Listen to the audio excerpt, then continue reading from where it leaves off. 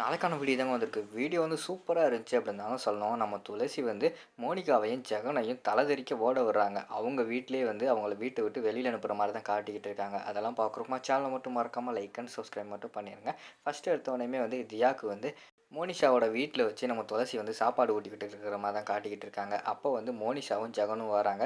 "ஏய் எவ்வளோ தைரியம் இருந்தா எங்க வீட்டுக்குள்ளேயே வருவ? எங்க வீட்டுக்குள்ளேயே வந்து எவ்வளோ தைரியம் இருந்தா டைனிங் டேபிளே உட்காந்து சாப்பாடெல்லாம் ஊட்டி விட்டுக்கிட்டு இருப்ப அப்படிங்கிற மாதிரி சொல்லிக்கிட்டு இருக்காங்க. துளசிக்கு வந்து கோவம் வந்துருச்சு. எது உங்கள் வீடு, இது இனிமே எங்கள் வீடு அப்படிங்கிற மாதிரி சொல்லிக்கிட்டு இருக்காங்க. என்னது உன் வீடா, இந்த சொத்து நான் சேர்த்து வச்ச சொத்து அப்படிங்கிற மாதிரி சொல்லிக்கிட்டு இருக்காங்க.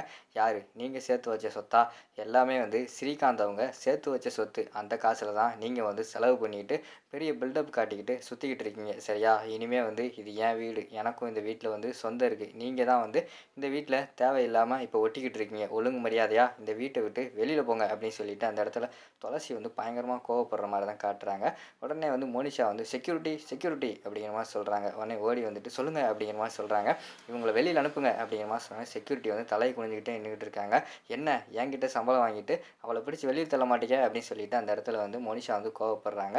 அவர் எப்படி வெளியில் அனுப்புவார்? நான் சொன்னால் உங்களை தான் இந்த வீட்டை விட்டு வெளியில் அனுப்புவார் சரியா? இந்த வீட்டுக்கு யார் முதலாளி யார் எஜமான்னு சொல்லிட்டு அவருக்கு தெரிஞ்சிருக்கு. அதனால தான் அவர் தலையை குனிஞ்சிக்கிட்டு அமைதியாக நின்றுக்கிட்டு இருக்காரு சரியா?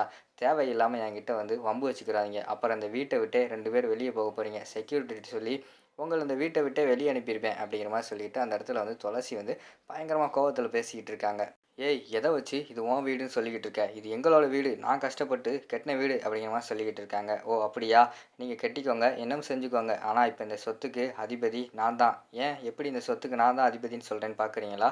எனக்கு வந்து ஒரு டாக்குமெண்ட்டில் சைன் வாங்குனீங்களே, நான் கூட உங்களுக்கு சைன் போட்டு கொடுத்தனே, அந்த டாக்குமெண்ட்டை படித்து பார்த்தீங்களா இல்லையா? நான் நல்லா படித்து பார்த்தேன். ஒரு நிமிஷம் இருங்க அப்படின்னு சொல்லிட்டு விறுவிறுன்னு போகிறாங்க. துளசி வந்து அவங்களோட மொபைல் ஃபோனை வந்து எடுத்துகிட்டு வராங்க.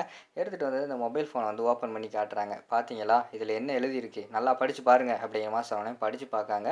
அதில் பார்த்துக்கிட்டோம்னா நம்ம தியா இருக்காங்கள்ல, தியா வந்து யார் கூட இருக்காங்களோ, அதாவது வந்து துளசி கூட துளசியோட வீட்டில் இருந்தால் அது வந்து ஒன்றும் பிரச்சனை கிடையாது. அதே இது தியா வந்து நீங்கள் இந்த வீட்டில் கூட்டு வச்சிட்டிங்கன்னா இங்கே இந்த இந்த சொத்தில் எல்லா உரிமையுமே வந்து அந்த துளசிக்கு தான் இருக்குது. இந்த வீட்டில் வந்து தியா இருந்தானா இந்த சொத்துக்கு வந்து உரிமை வந்து துளசி தான் அப்படிங்கிற மாதிரி சொல்லிவிட்டு அந்த இடத்துல வந்து அந்த பத்திரத்தில் இருக்கிற மாதிரி இருக்குது. அதை பார்த்தோன்னே ஆடி போயிடுறாங்க. எப்படி தியாவை மட்டும் என்கிட்ட கொடுக்குறீங்களா? இல்லைனா இந்த சொத்தை என்கிட்ட கொடுத்துருங்க, நானே இங்கே இருந்துக்கிறேன், வீட்டை விட்டு காலி பண்ணுங்க அப்படிங்கிற மாதிரி சொல்லிட்டு அந்த இடத்துல கோவப்பட்டு பேசுகிறாங்க துளசி. என்ன பண்ணுறேன்னு தெரில. ஜெகன் வந்து நைஸாக வந்து கூப்பிட்டு போகிறாங்க. ஏய் மோனிஷா இங்கே பாரு, இப்போதைக்கு வந்து நமக்கு சொத்து தான் முக்கியம். பார்த்தேல அவள் பாயிண்டாக பேசிக்கிட்டு இருக்கா. இப்போதைக்கு துளசி கூட தியாவை அனுப்பி வைக்கிறதா நல்லது அப்படிங்கிற மாதிரி சொல்லிக்கிட்டு இருக்காங்க. என்னங்க பேசிக்கிட்டு இருக்கீங்க? எவ்வளோ கஷ்டப்பட்டு அதிகாரிகள்லாம் பிடிச்சி நான் வந்து தியாவை இந்த வீட்டில் கூப்பிட்டு வந்திருக்கேன், மறுபடியும் அவ கூட அனுப்பி வைக்க சொல்லிக்கிட்டு இருக்கீங்களே அப்படிங்கிற மாதிரி சொல்லிக்கிட்டு இருக்காங்க. இங்கே பாரு, இப்போ அனுப்பி வச்சாதான் இந்த சொத்தாவது நமக்கு மிஞ்சும். இல்லைனா அவளும் இந்த வீட்டில் இருந்துக்கிடுவா, நம்மளே வீட்டை விட்டு வெளியே அனுப்பிடுவா அப்படிங்கிற மாதிரி சொல்கிறாங்க.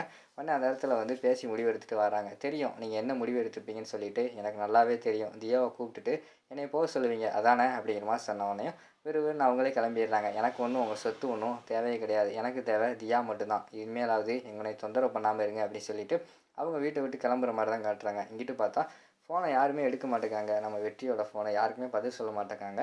தலையை பிச்சுக்கிட்டு இருக்காரு. இங்கிட்டு வீட்டில் வந்து ஜாட மாடையாக வந்து அவங்க அம்மா அவங்க அப்பாலாம் கிண்டல் பண்ணுறாங்க. என்ன ஃபோன் எடுக்கலையா? அவள் சொல்ல மாட்டா. உடனே வந்து புருஷனாவே மதிக்கலை, நீ தான் அவங்க 2 பேர்த்த தாங்கிட்டு இருக்க அப்படிங்கிற மாதிரி சொல்லிக்கிட்டு இருக்காங்க அவங்க அம்மா.